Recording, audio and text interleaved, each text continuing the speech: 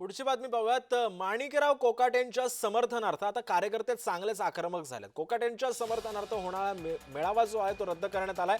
कोकाटेंनी कार्यकर्त्यांना सुद्धा तंबी दिली आहे। माझ्या खात्यामध्ये एकही रुपयाचा भ्रष्टाचार झालेला नाही, शिवाय राज्यामध्ये तिसऱ्या क्रमांकाचं खातं म्हणून माझ्या विभागाचं काम चालत असल्याचं सुद्धा कोकाटेंनी सांगितलंय।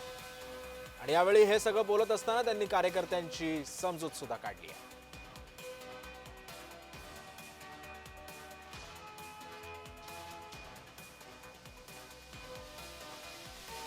त्यामुळे आपण पाहतोय की कोकाटे यांच्या समर्थनार्थ जो मेळावा होणार होता तो सुद्धा आता रद्द करण्यात आलाय। कोकाटे यांनी कार्यकर्त्यांना सुद्धा चांगली तंबी दिलेली आहे।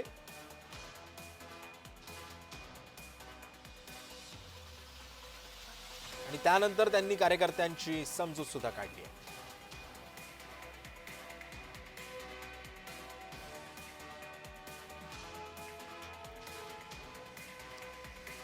तेव्हा आपण पाहतोय की माणिकराव कोकाटे यांच्या समर्थनार्थ कार्यकर्ते सुद्धा आता आक्रमक झाल्याचं चित्र आहे।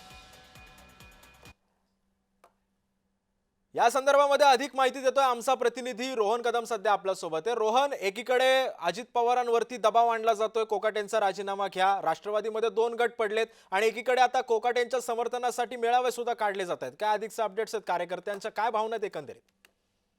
अगदी बरोबर आहे. खरं तर माणिकराव कोकाटे जे आहेत ते कृषी मंत्री म्हणून सातत्याने वादग्रस्त विधानं जी आहेत ती त्यांनी केलेली पाहायला मिळत होती आणि त्यानंतर अधिवेशनातला रम्मी खेळतानाचा व्हिडिओ जो आहे तो प्रसार माध्यमांमध्ये आला. रोहित पवारांनी तो पोस्ट केला. त्यानंतर जे आहे ते मोठे गदारोळ पाहायला मिळाले. अगदी छावा संघटनेच्या कार्यकर्त्यांना सूरज चव्हाण यांनी याबाबत निवेदन देताना मारहाण केली. त्यानंतर हे सगळं प्रकरण जे आहे ते चांगलंच चिघळलेलं पाहायला मिळालं. काल देखील छावा संघटनेने अजित पवारांची भेट घेतली आणि त्यांची मंत्रिपदावरून हकालपट्टी करा अशा पद्धतीचं निवेदन जे आहे ते दिलं. तुमच्या मनात जे आहे ते सोमवारपर्यंत होईल अशा प्रकारचं आश्वासन देखील अजित पवारांनी काल दिलं आणि त्यानंतर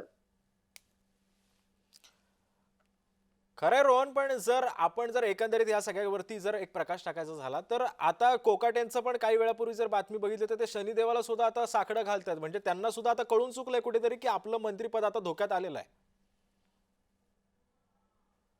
प्रकारचे आरोप होत गेल्यानंतर आणि पक्षामध्येच 2 गट पडलेले पाहायला मिळाले. एक गट मोठ्या प्रमाणामध्ये कोकाटेंचा राजीनामा मिळाल्यानंतर आपल्याला संधी मिळेल या आशेने बसलेले होते. तर अजित पवार देखील सकारात्मक होते, की माणिकराव कोकाटे सातत्याने वादग्रस्त विधानं करतायत आणि त्यामुळे ते अडचणीत येत आहेत. त्यामुळे जवळपास माणिकराव कोकाटेंचा राजीनामा जो आहे तो मंगळवारपर्यंत होणं निश्चित आहे. सोमवारी त्यांना भेटायला बोलवलेलं आहे. त्यामुळे मंगळवारी खरंय कदाचित कोकाटेंचा राजीनामा घेतला जाऊ शकतो आणि रोहन, तू त्यानंतर आता अशा सोबतच राहा, पद्धतीने आणखी काही बातम्यांचे अपडेट सुद्धा तुझ्याकडून आता जाणून घ्यायचे आहेत।